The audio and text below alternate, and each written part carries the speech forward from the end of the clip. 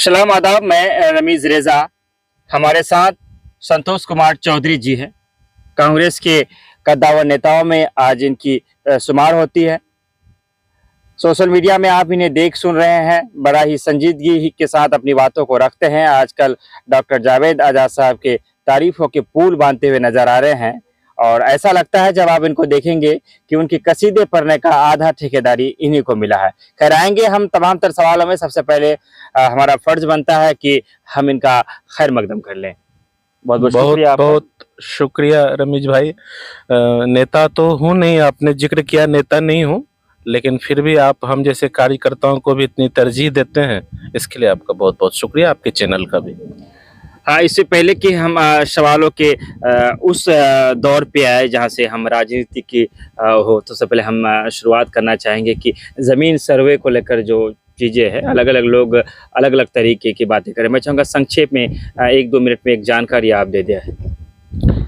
इसमें कोई दो राय नहीं है रमेश भाई कि सरकार जो है हमेशा से कुछ न कुछ ऐसा काम करती आ रही है, ये जो वर्तमान सरकार है, जिससे पब्लिक को उलझाया जाता है। लेकिन जो इस सर्वे में अच्छी बातें मुझे लगी, जो मुझे बताया गया पदाधिकारियों के द्वारा, कि इसमें जो भी आपके दस्तावेज वगैरह इधर उधर हैं वो सभी आपके ठीक हो जाएंगे। जो परेशानियां आपके हैं, अभी फ़िलहाल अफरा तफरी का माहौल है, लेकिन जो भ्रांतियां फैलाई गई है कि परेशान हो जाएंगे, अमीन की तरफ से सुनाई पड़ रहा है कि पैसे मांग रहे हैं या घूस वगैरह लग रहा है, तो उसके लिए सभी जो हमारे क्षेत्र के लोग हैं उन तमाम लोगों से विनम्र निवेदन कर भी चुका हूं और अभी भी करना चाहूँगा कि घबराने की कोई ज़रूरत नहीं है। जो भी डॉक्यूमेंट आपके पास में है, ज़रूरत नहीं है कि मोटेशन हो ही, ज़रूरत नहीं है कि रसीद हो ही, ज़रूरत नहीं है कि केवला हो ही। जो भी पेपर आपके पास में है आप उस पेपर को जमा कर सकते हैं। वंशावली के लिए भी परेशान होने की ज़रूरत नहीं है, आप खुद से उसमें फॉर्मेट में भर करके आप अपलोड करवा दें, या वसुधा केंद्र में कर लें, या अमीन के पास ही जमा करें। एक भी रुपया देने की किसी को कोई ज़रूरत नहीं है। अगर इस तरह की समस्याएं आती है, आप सोशल मीडिया का ज़माना है, आप सोशल मीडिया के ज़रिए भी अपनी बातों को रख सकते हैं। आप मुझे अगर जानते हैं तो आप मुझ तक ये बातें पहुंचा सकते हैं, या नहीं तो हमारे सांसद जी के कार्यालय तक पहुंचा सकते हैं। जहां जो प्रतिनिधि वार्ड सदस्य से लेकर के सांसद तक आपको मिल जाए, आप उन तक ये बातें पहुंचाएं। एक कमी है जो जमीन सर्वे की, मैंने बहुत सारे ऐसे कागजात हैं जो प्रखंड तो क्या जिले में भी मौजूद नहीं है, उसके लिए पूर्णिया। तो ज़मीन सर्वे से पहले अगर सरकार इस पर बात करती कि कम से कम जिला वाइज तमाम तर डॉक्यूमेंट है वो पहुंच जाए, उसके बाद इस काम को आगे बढ़े। देखिए, जितने भी डॉक्यूमेंट हैं, जो उस दिन बता रहे थे बंदोबस्त पदाधिकारी कि सारा का सारा अब तक का जो भी डॉक्यूमेंट है पुराने, वो सारे के सारे कंप्यूटर में उन लोगों ने सिस्टम में अपलोड कर दिया है। अभी आप उसमें प्रति पेज जो है आपको शायद कुछ फीस लगेगी, लेकिन आपको सभी डॉक्यूमेंट आपको सिस्टम में मिलेंगे। वो पूरी तरह से कंप्यूटरीकृत हो गई है। पहले क्या होता था कि नक्शा भी जो है वो अमीन अपने हाथ से पैमाइश करके नक्शा बनाते थे। अभी उन्होंने क्या किया है, ऊपर से ही उन्होंने ले लिया है पूरा का पूरा। अब जहाँ खाली जगह है, जो जहाँ घर है, जहाँ जो है वो लैंड का पूरा एक तस्वीर आ गया है। अभी क्या हो गया, वो किस्तवार हो गया, छोटा छोटा टुकड़ा में उसको डाल दिया। अब उस किस्तवार में खाना पूर्ति करना है। हम जिस जगह पर बैठे हुए हैं ये भी अपने आप में एक मुद्दा है। जिस शख्सियत से हम बात करते हैं ये भी अपने आप में एक मुद्दा है, और जो शख्सियत बात कर रहा है तो मुद्दे को उठाता ही है। हम एमयू कैंपस में हमारी मौजूदगी है। हम चाहेंगे कि अगल बगल के दृश्य को आप जो देख रहे होंगे, तो आप जहाँ पे हमारे बच्चे को पढ़ना चाहिए था वहाँ पर जानवरों का चारागाह है ये एमयू कैंपस। ये वही एमयू कैंपस है जिसके एक बैनर लेकर के सांसद जी 5 साल तक आपके सांसद जी 5 साल तक दिल्ली के उस पर खड़े रहे, लेकिन उस पर कोई बात नहीं हो पाई। मैं चाहूँगा कि जिस जगह पे हम लोग हैं उसको लेकर 2 शब्द एमयू। फिलहाल मैं उसको कंप्लीट कर लूं कि वो किस्तवार जो है, किस्तवार में उनको खाना पूर्ति करने के लिए सर्वे करना पड़ रहा है कि असल में ये जो ज़मीन है ये किसकी है। उस पर वो आपका खाता खेसरा डाल करके आपके नाम करके आपको पेपर दे देगा, तो एक अच्छी बात है। रहा सवाल ये एमयू का, तो रमेश भाई, एमयू की ये धरती मेरे ख्याल से जो अभी वर्षों से एक अयोध्या विवाद चला, बाबरी मस्जिद को लेकर के जो कहानियां हुई, नेतागिरी करना है तो बीजेपी पार्टी ने खूब भुनाया उसको। और अंततः देख लिए कि अयोध्या भी हार गई पार्टी। तो खैर उधर नहीं जाएंगे, ये एएमयू की धरती है। यहाँ ऐसे लोग या ऐसे युवा नेता लोग आकर के कभी कभी भटक के चले जाते हैं क्योंकि उन्हें अपनी राजनीतिक रोटी सेकनी है, या जो भी दलगत लोग हैं। लेकिन हमारे सांसद जी का आपने जिक्र किया, उस व्यक्ति ने ठाना हुआ है बिल्कुल अहिंसात्मक तरीके से जो ये लड़ाई लड़ रहे हैं। देखिए उनका असर ये हुआ है कि मंत्रालय से भी चिट्ठी आई हुई है और हमने उसको अपने फेसबुक आईडी में अपलोड भी किया हुआ है कि सरकार के द्वारा एक जो है वो प्लानिंग चल रही है, जो ये एनएमसीजी में जो मामला गया हुआ है उसके लिए सरकार वकील भी हायर करेगी और इस पर काम आगे बढ़ना है। और आप उम्मीद नहीं, आप मैं कहता हूँ कि विश्वास को जिंदा रखें, अपने ऊपर भरोसा रखें। किशनगंज के आम लोगों को जो शिक्षा का अधिकार के तहत जो उनको मिलना चाहिए, जो हमें यूनिवर्सिटी मिलने चाहिए, जो वो सभी धीरे धीरे होंगे। और हमारे नेता तो पूरी तरह से लगे हुए हैं इसके लिए, मैं उनको धन्यवाद देना चाहूँगा। लीगल बैंक की अगर हम बात करें तो वहाँ पर अगर कांग्रेस के चेहरों की बात करें तो बड़े अरशद इकबाल साहब और आप लोग जो थे काफ़ी मजबूत चेहरे हैं वहाँ के, और उनमें से एक सांसद प्रतिनिधि की बात चल रही थी जिसमें से हमें खबर थी कि उसमें 2 दावेदार है, एक संतोष चौधरी जी है और एक असद भाई है। और पता ये चला है कि जो उन्हें अब उपाध्यक्ष बनाया गया है तो आप ही का बहुत बड़ा रोल रहा उन्हें जिला उपाध्यक्ष बनाने का। तो इससे ये भी है कि जिला उपाध्यक्ष बनाने के बाद जो अब सांसद प्रतिनिधि का जो पद रहा वो खाली रहेगा, अब दावेदार रहा नहीं हो, यानी फाइनल माने कि लीगल बैंक का सांसद प्रतिनिधि संतोष चौधरी बनने जा रहा है। नहीं ठीक है। देखिए सबसे बड़ी बात ये होती है कि पता नहीं मेरे चेहरे में क्या है, मैं इससे पहले पूर्व पार्टी में भी था तो ऐसा मेरे साथ होता रहा है, और यहाँ भी आया हूँ तो ऐसा हो रहा लग रहा है आदमी को कि भाई कुछ हो गया तो शायद संतोष चौधरी का ही हाथ है। ऐसी बातें अमूमन होती नहीं है, लोग मुझ जैसे केचुआ को फूक फूक के सांप बना रहे हैं। मैं कौन होता हूँ असद इकबाल साहब को पदाधिकारी बनाने वाला?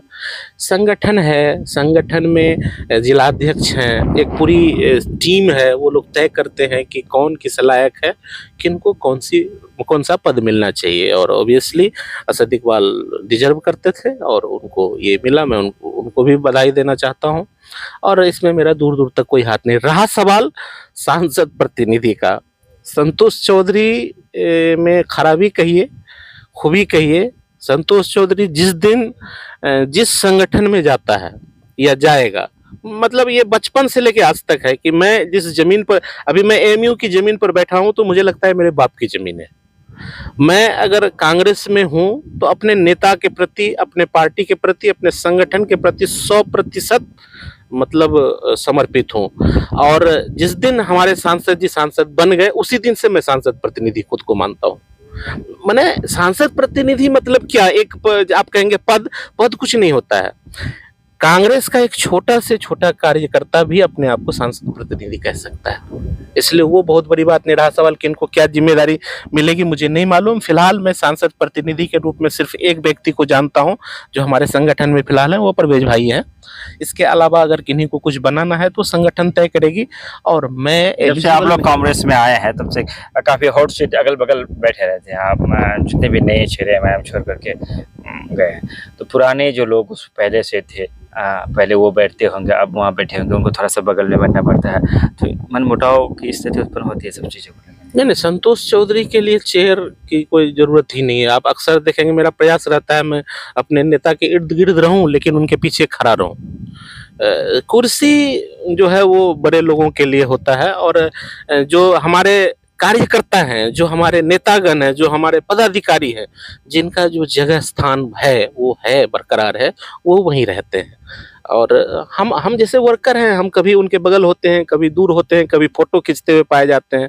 ऐसी कोई बात नहीं है, ये सब छोटा कद है।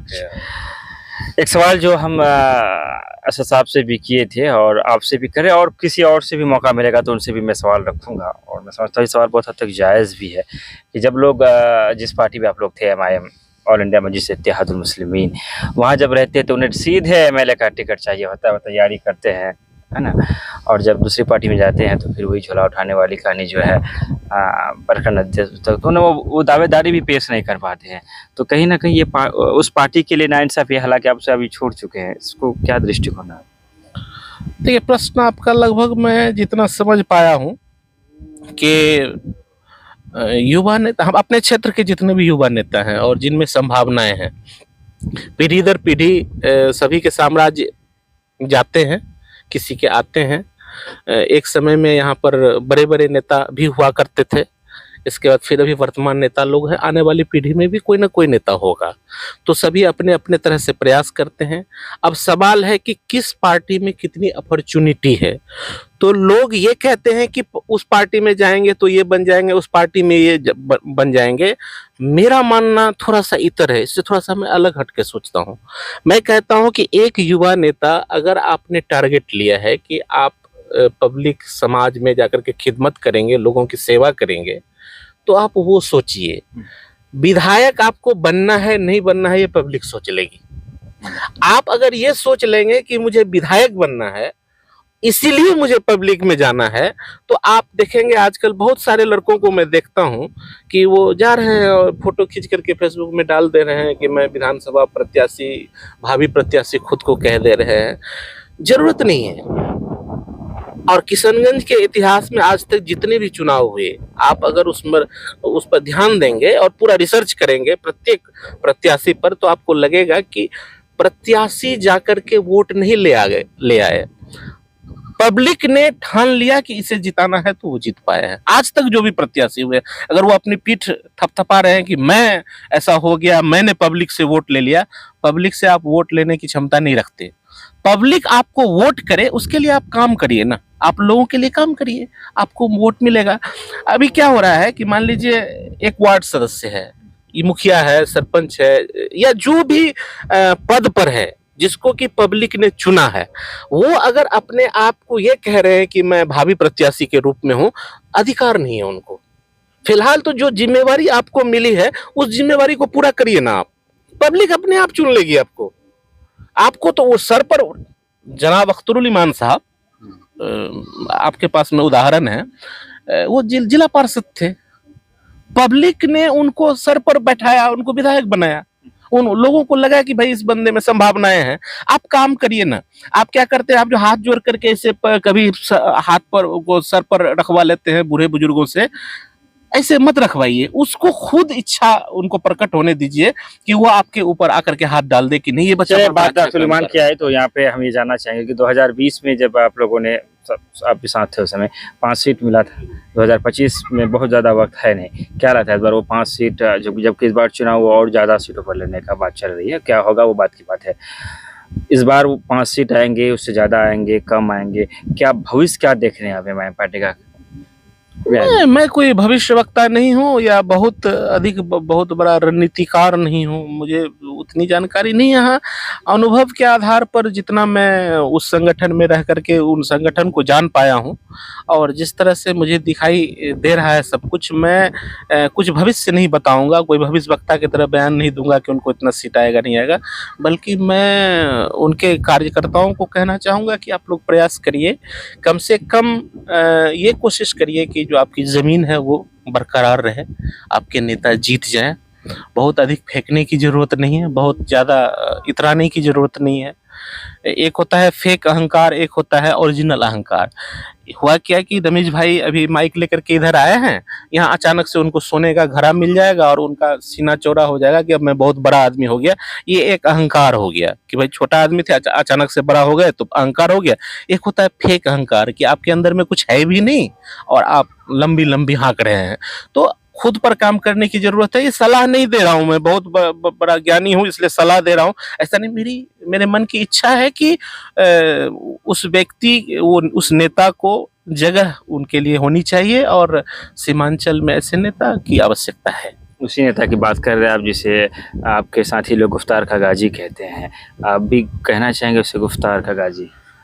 नहीं, देखिए होता क्या है कि जब आप किसी को दिल से बहुत मानते हैं ना, आपके बड़े भाई अगर है, आप रिस्पेक्ट तो उनको करते ही हैं ना। अचानक से पता चला कि वो बड़ा भाई आपका क्या करता है कि जहां आपके बच्चे खेल रहे हैं वहां आकर के वो घेर दे रहे हैं एक कोई बांस का टाट से, तो तत्काल आपको हो जाता है, तो आप कह देते हैं बहुत कुछ कि हाँ बहुत काबिल है ये है कि ये। इसका अर्थ नहीं है कि आपके मन में अपने भाई के लिए सम्मान खत्म हो जाता है। बोलने वालों ने इसलिए बोला होगा कि कहीं ना कहीं उनके मन में एक दर्द होगा, लेकिन मैं इस बात को मानता नहीं हूँ। संभावनाएं तो हैं, और किसी भी नेता को बहुत कम करके नहीं आंकना चाहिए। मेरे हिसाब से जो जैसे हैं वो वैसे जगह पर आज भी हैं, कल भी उस जगह पर जा कल सकते बहादुरगंज नगर प्रखंड कार्यालय में एक धरना का आयोजन था। 503 मांग थी, उसमें जमीन सर्वे तमाम तरह चीज़ें था, जिसमें एक बात बहादुरगंज सीनियर एडिटर प्रोफेसर मसूबेर साहब, इसका वीडियो भी मैंने डाला है। उन्होंने कहा कि अगर लालू राज को आप जंगल राज कहते हैं, तो लालू राज में कुछ लोग थे जो हमारे ही लोग थे, उनकी हो सकता है कि गुंडागर्दी चल भी रही होगी और चंद लोगों के, लेकिन आज नीतीश के राज में अफसरों की, पदाधिकारियों की, कर्मचारियों का गुंडा राज चल रहा है, खुल्लम खुल्ला लूट मचा हुआ है। इस संदर्भ को, चूँकि मसूबेर साहब के आप भी बहुत करीबी रहे एक ज़माने में, क्या कहना, संतोष कुमार क्या कहना चाह रहे हैं? देखिए, वर्तमान सरकार के जो शासन प्रणाली है, जो शासन व्यवस्था है, जिस प्रकार से वो शासन चला रहे हैं, माननीय मुख्यमंत्री जी के प्रथम 5 साल के कार्यकाल को अगर हम भूल जाएं, तो उसके बाद जो उनकी राजनीति है वो कुर्सी के इर्द गिर्द रही है। उनके फैसले जो है कुर्सी के आसपास के रहे हैं, और जिस तरह के शासन प्रणाली उनका रहा है, यकीनन आप कह सकते हैं कि आजकल शायद ताकत के बल पर ना सही, पर कलम के बल पर तो लूटे ही जा रहे हैं, लोगों का शोषण हो रहा है। इससे बेहतर शासन की उम्मीद उनसे थी, जो नहीं हो पा रही है। रहा सवाल कि लालू राज्य के बारे में टिप्पणी करने वाले लोगों को ये समझनी चाहिए कि इसी लालू राज में तस्लीम साहब जैसे नेता थे, और उन्हीं तस्लीम साहब के ये शागिर्द लोग हैं, जिनको उसी पार्टी से प्रेरित होकर के, और इसी गठबंधन जो आज इंडिया गठबंधन है, इन्हीं से बने हुए ये तमाम नेतागण हैं जो आज जिनके मुंह में बहुत बड़ी बड़ी बातें आती हैं। तो उन्हें सोचनी चाहिए कि तब के व्यवस्था के भी आप जिम्मेवार थे, आज के भी व्यवस्था के आप जिम्मेवार हैं। हालांकि प्रोफेसर मसूबेर साहब का मैं बड़ा सम्मान करता हूँ। राष्ट्र मंत्री जो है वो हमारे अब किशनगंज की चुकी है, और भारतीय जनता पार्टी के प्रदेश अध्यक्ष भी उन्हें बनाया गया है, और ऐसा लग रहा था कि शायद बहुत सारे फायदे हो जाएंगे किशनगंज को उनके राष्ट्र मंत्री बनने से, लेकिन ऐसा कुछ दिख नहीं रहा है, लग नहीं रहा है कि राष्ट्र मंत्री हमारे जिले से है। माननीय मंत्री जी में बातें तो हैं, वो अगर चाहे तो शायद ठीक भी कर दें, लेकिन ये जो सरकार है ना रमेश भाई, खास करके आदरणीय मोदी जी का जो सरकार है, एक वक्त था जब हम लोगों से पूछा जाता था ना, तो हम लोग एक लाइन में बता देते थे, रेल मंत्री ये हैं, ऊर्जा मंत्री ये हैं, और नागरिक उड्डयन मंत्री ये हैं। आज के टाइम में आप अच्छे अच्छों को पूछिए तो जवाब 2 ही आप बता सकता है, उनके दिमाग में 2 नाम आएगा, नरेंद्र मोदी जी, अमित शाह जी। तो इन लोगों के यहाँ जो आला कमान तय करते हैं, जो वहां से निर्देश आएगा वही तो ये करेंगे। तो मेरे ख्याल से उम्मीदें ही कर सकते हैं, और देखते हैं। अभी तो मेरे ख्याल से शायद वो अभी मंत्रालय संभाले हैं, लेकिन कुछ खास सुधार देख नहीं रहा हूँ, और भ्रष्टाचार तो अपने जगह पर है ही, जिससे हम और आप और ये आमजन हमेशा लड़ रहे हैं और आगे भी लड़ते रहेंगे। क्या लगता है कि बीजेपी कुछ सीट निकाल पाएगी? चूँकि प्रदेश अध्यक्ष अब जो किशनगंज का रहा, तो जाहिर सी बात है कि सही लोगों को देख करके जब टिकट दिया जाए, तो क्या लगता है किशनगंज जिले में एक भी सीट बीजेपी के खाते में इस बार 2025 के चुनाव हो जाते हुए दिख रहा है? संतोष का आकलन क्या कहना है? संतोष का आकलन कुछ नहीं है। मैं कहूँ ना, मैंने आपको कहा ना, भविष्यवक्ता की कोई बात नहीं है। जो सेक्युलर वोटों की संख्या यहाँ अधिक है, सेक्युलर नेताओं की संख्या यहाँ अधिक है, और उन्हीं सेक्युलर नेताओं ने मिलकर के दिलीप जी को भी एमएलसी बनाया है। तो अब वो ये तय करें कि वो आगे क्या करना चाह रहे हैं। अगर उसी तरह से सारे लोग मिल करके भारतीय जनता पार्टी की मदद करना चाहें, तो सारे पार्टी लगभग कोशिश कर ही रहे हैं। प्रशांत जी भी आए हैं तो वही कोशिश कर रहे हैं, हमारे और भी अन्य दल वाले भी वही कोशिश कर रहे हैं। तो या तो सोच समझ कर निर्णय लें, या नहीं तो सारे लोग सहयोग करें और यहाँ भी बीजेपी का शासन कायम कर दें। चलिए, काफ़ी लंबा हो जा रहा है वीडियो हमारा। एक बात याद आ गई अचानक से, किसी ने फेसबुक पोस्ट किया था आपको लेकर के, और था तो पोस्ट मजा किया, लेकिन जब आपका कमेंट रहा तो उसमें एक आपका दर्द भी झलका, और उसमें कहा गया था कि क्या संतोष चौधरी ने वक्फ बोर्ड मामले में ईमेल किया, कांग्रेस के नेता संतोष चौधरी ने ईमेल किया तो आपने लिखा था कि मैं पहले भी जहाँ था तो मुझे वीडियो दिखाना पड़ा था कि मैंने उसको वोट दिया। क्या मामला था, वीडियो क्यों दिखाने पड़ी थी, कौन कि मैंने वोट दिया था? एक पंक्ति है रमेश भाई, परेशान हाल हो जाएंगे, हंसना भूल जाएंगे। परेशान हाल हो जाएंगे, हंसना भूल जाएंगे, ये बादल एक दिन हम पे बरसना भूल जाएंगे। अगर किरदार इंसानों का सांपों को बता दूं तो ये सांप बेचारे डसना भूल जाएंगे।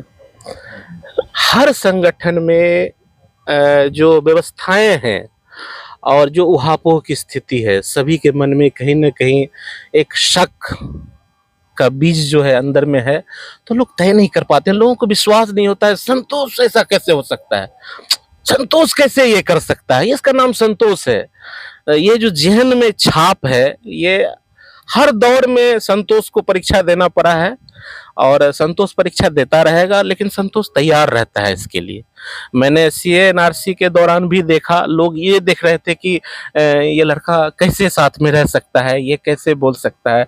तो उस समय लोगों के मन में थी कि शायद ये ठाकुरगंज विधानसभा से MLA बनना चाहता था। मैंने क्लियर किया कि भाई मुझे MLA नहीं बनना, मैं हैसियत ही नहीं रखता, मेरे में वो सलाहियत ही नहीं है कि मैं अपने आप को विधायक के रूप में देखूं। वो चला गया।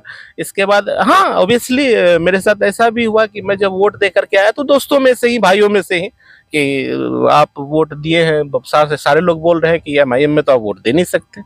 तो उस वक्त मैं उनके साथ था और मैं उसके लिए तैयार था, मैंने वीडियो बना लिया था तो मैंने दिखाया भी था।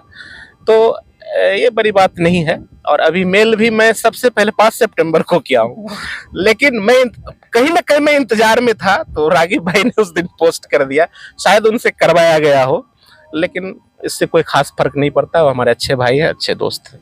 क्या लगता है वो वोट की जो कानून, एक तरफ से जो बातें हो रही है, ऐसे सही तो नहीं कहा जा सकता है बिल्कुल, लेकिन दूसरी तरफ एक मामला ये भी है कि वो वोट से कितने आम जनों को फायदा मिल पा रहा है? आम जनों को फायदा तभी मिल पाएगा, देखिए हम लोग कहते हैं ना हिंदू राष्ट्र, मुस्लिम क़यादत, ये सब हम खुद पर्सनल फायदे की बातें कर लेते हैं, लेकिन अगर सचमुच आप लोगों का भला करना चाह रहे हैं तो उसके लिए हिंदू बनने की भी जरूरत नहीं है, मुसलमान बनने की भी जरूरत नहीं, हिंदू राष्ट्र की भी जरूरत नहीं है, मुस्लिम क़यादत की भी जरूरत नहीं। जो जिम्मेदार जो जरूरतमंद लोग हैं उनका मदद करिए ना, सब लोग मिल करके। और ये ध्यान दीजिए कि हमारे क्षेत्र का विकास कैसे होगा, विकास होगा तो हिंदू का भी विकास हो जाएगा, मुसलमानों का भी विकास हो जाएगा। विकास से बात याद आई, लेकिन उसी तरह से वक्फ बोर्ड की जमीन में इस बात से आप इनकार नहीं कर सकते, हम अभी भी बैठे हुए हैं तो वक्फ की जमीन पर बैठे हुए हैं। ये जो इतना लंबा चौड़ा फील्ड देख रहे हैं, ये वक्फ की जमीन है। तो हमने थे जमीन तभी तो हमने MU बनाने के लिए दिए। आज जो अर्रा वाली कॉलेज बन गया, इतने बड़े बड़े संस्थान बने हैं, सभी तो वक्फ की बोर्ड में जमीन मतलब बनी है, तो इसके फायदे तो सभी को होंगे। लेकिन हाँ, कुछ जमीनें बड़े बड़े लोगों के पास कब्जे में है। आप देखेंगे गौशाला की जमीन अच्छे बड़े बड़े लोगों के पास है, जो कब्जा जमाए बैठे हैं। तो इनको दूर करने की तो आवश्यकता है ही, लेकिन इसको क्या किया गया है, हिंदू मुसलमान का रंग दिया गया है। वो कहता है कि भैया कौवा आपका कान लेकर के भागा, सारे लोग लगे डंडा लेकर के कौवा के पीछे। कान चेक करिए, कान अपने जगह होनी चाहिए। भारतीय जनता पार्टी के शासन प्रणाली का ये हिस्सा है, वो हमेशा लोगों को उलझाने में विश्वास रखती है, तो बीच बीच में इस तरह के मसले वो लेकर के आ रही है, इससे कुछ होने वाला। आखिरी सवाल आपसे, हालांकि सांसद जो डॉक्टर जावेद साहब है, उनकी काफी चूंकि लोग आप लोग बैठते हैं, तो हम लोग तो मैंने 5 साल में एक बार भी अभी तक मुलाकात हो नहीं पाती है, चूंकि जो लोग उनसे सवाल करवे पूछते हैं या जो भी हो, खैर उस पर हम नहीं जाना चाहेंगे, चूंकि आप लोग बैठते हैं। जो तब्दीली तो उनके अंदर आई है, जनता के भी जो सांसद ये समझता था कि हालांकि वो जीत गए, वो एक दिगर बात है कि जिन्हें लगता था कि अवाम से दूरियां ठीक है, मैं नहीं भी जाऊंगा तो मुझे वोट मिल जाएगा, चाहे जो भी हो, लेकिन आज वो लोगों के बीच आ रहे हैं। तो ये तब्दीली उनके अंतरात्मा की आवाज है, या फिर जो चुनाव के वक्त जो एक माहौल मिला जावेद साहब को, भले जीत गए हैं लेकिन आप भी इससे इनकार नहीं कर सकते हैं। कहीं पे उन्हें गाड़ी से उतार दिया गया, तो कहीं पे मुंह पे ही अपशब्द बोल दिए गए, तो कहीं पर उन्हें जलील तक किया गया। तो जनता का जो बोलता है कि हुरा घुसा पड़ा है, उससे थोड़ा सा ठीक हुए हैं या उनके अंतरात्मा जागी है?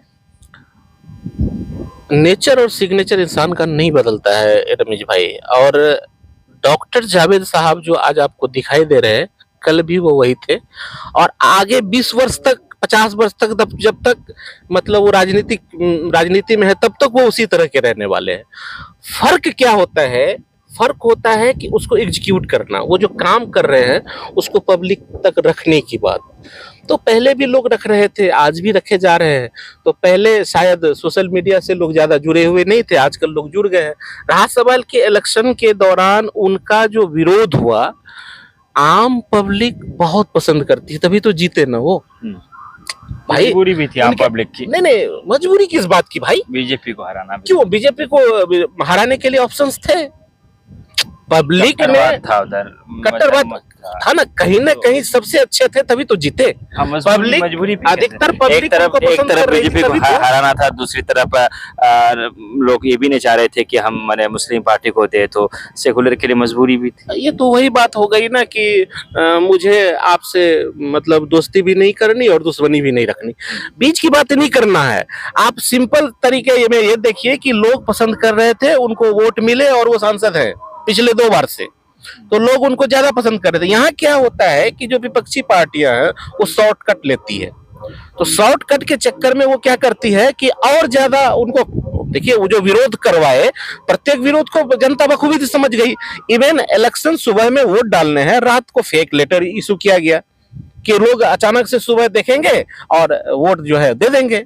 तो लोग समझते हैं, लोग कहते हैं नहीं पब्लिक हमारा माई बाप है, तो सच में वो बाप है, वो सब समझते हैं। तो लाख आप कुछ फेक डाल देंगे, इससे कोई फर्क नहीं पड़ेगा। काम करिए, पब्लिक के बीच में रहिए। पब्लिक के बीच में एक क्या होता है, हमारे यहाँ एक नेता हैं जिनका मैं बड़ा सम्मान करता हूँ, मैं उनके साथ इवन वो मेरे राजनीतिक गुरु भी रहे हैं। तो उनका क्या है कि वो 1 मैन आर्मी है, वो बहुत मेहनत करते हैं, सुबह से शाम तक दौड़ते रहते हैं। मैंने कहा कि आप अकेला अच्छा दौड़ लेंगे, अच्छा काम कर लेंगे, सबका काम कर देंगे, कि आपके जैसा मेहनती 10 लोगों की टीम बनाइए, वो मेहनत करेगा, आप बैठकर के सिर्फ नेतृत्व दीजिए। उन्होंने नेतृत्व पर कभी ध्यान ही नहीं दिया, नतीजा सामने। चलिए आप पहले जो आप, लास्ट सवाल आपसे, पहले जो आप थे अभी जो है खुशी है आप? बहुत खुश है सर। और कुछ फायदा मिला काम काज सवाल ये है कि कुछ फायदा मिला यहाँ पे आए? बता रहा हूँ मैं उसी बात को। सवाल खुशी या दुख का नहीं है, सवाल है कि तब भी मैं, अगर पिछली पार्टी में मैं था तब भी मैं वही काम कर रहा था, आज इस पार्टी में हूँ अब भी मैं वही काम कर रहा हूँ। मिलने का तो वहाँ जो मिल रहा था सबको पता है, और यहाँ जो मिल रहा है ये भी सबको पता चल जाएगा, इसमें कोई परेशानी नहीं है। और मेरा मोटिव ना रमेश भाई थोड़ा सा बड़ा है। मैं, आप कहेंगे मैं बहुत महान आदमी हूँ, मैं महान नहीं हूँ, मैं बड़ा लालची किस्म का इंसान हूँ, लेकिन मेरे लालच में और लोगों के लालच में थोड़ा फर्क है। फर्क ये है कि आप छोटा लालच देखते हैं, आपके सामने में 2 लाख गिरा हुआ मिला तो आप कहेंगे बाप रे 2 लाख समेट लेंगे, और मेरे सामने अगर 2 लाख गिरा है तो मैं उस 2 लाख पर ध्यान ही नहीं दूंगा। मैं कोशिश ये करूंगा कि ये 2 लाख से 2 करोड़ 20 करोड़ 50 करोड़ हो जाए, तो फिर आगे का सोचता हूँ। अभी क्या हो रहा है कि छोटे छोटे लालच में आदमी बह जा रहे हैं। मैं ये चाहता हूँ कि रमेश भाई विधायक बने, ए विधायक बने, बी विधायक बने, सी विधायक बने, मुझे अभी एक ठेकेदारी दे देंगे, उससे मेरा क्या भला हो जाएगा? मैं अगर 50 लाख या 1 करोड़ का योजना कर लूंगा, उससे मेरा क्या भला हो जाएगा? पेट ही ना पालना है। मैं पेट पाल सकूं इतना मेरे पिताजी भी कमा करके रखे हैं। ऐसा नहीं है कि मैं पेट भरने के लिए यहाँ बौख रहा हूँ। मैं चाहता हूँ जो सिस्टम है इसमें सुधार हो, लोग अमन चैन के साथ जिए। पैसे तो संतोष चौधरी कमा लेगा, और पैसे कमाने के लिए यहाँ रहने की क्या जरूरत है? संतोष चौधरी में वो बात है कि अगर ब्लॉक में खड़ा रहे तो अगर और लोग कमा रहे तो मैं भी कमा लूँ। कितना सिस्टम सुधार चुके हैं आप तक? सर सिस्टम सुधार सकूं इतना बड़ा आदमी तो हूं नहीं ना, लेकिन सिस्टम के साथ लड़ रहा हूं। आप चले जाइए, अगर अभी तक जितने भी लोग मेरे पास आए, या जितने लोगों को मैं जानता हूं जिनको सहायता चाहिए था, या मान लीजिए कि ऐसा भी हुआ, मैं नाम जिक्र नहीं करूंगा, कि लोग काम करने गए ब्लॉक में और उनसे घूस मांगा, उन्होंने मुझसे संपर्क किया, मैं गया उनको बिना घूस का काम करके दिया। चलिए बहुत बहुत शुक्रिया आपका। आधा घंटा से ज़्यादा वक्त गुजर चुका। अगर आपने अंत तक हमें देखा होगा तो आपके धैर्य को भी हम सलाम करना चाहेंगे। और भगवान सलाम करना चाहेंगे। और मैं फिर से कहना चाहूँगा कि संतोष जी थे जो बातों को रख रहे थे, और शालीनता सभ्यता से आप भी कमेंट कर सकते हैं। और अगर आप शालीनता से नहीं भी कमेंट करेंगे तो ये जवाब शालीनता से ही देंगे, इस बात की गारंटी मैं ले नहीं, सकता हूँ। अगर गालियां देनी है तो मैं गालियां आमंत्रित करता हूं। मैं आप तमाम भाइयों से, दोस्तों से ये गुजारिश करूंगा, जितनी मर्जी गालियां दें, क्योंकि अब जो गालियां आप देते हैं ना, तो मैं चाहता हूं कि ऑडियो दें आप, ताकि मैं वो कान में वो चुनाव में से जा सकता हूँ। तो चलिए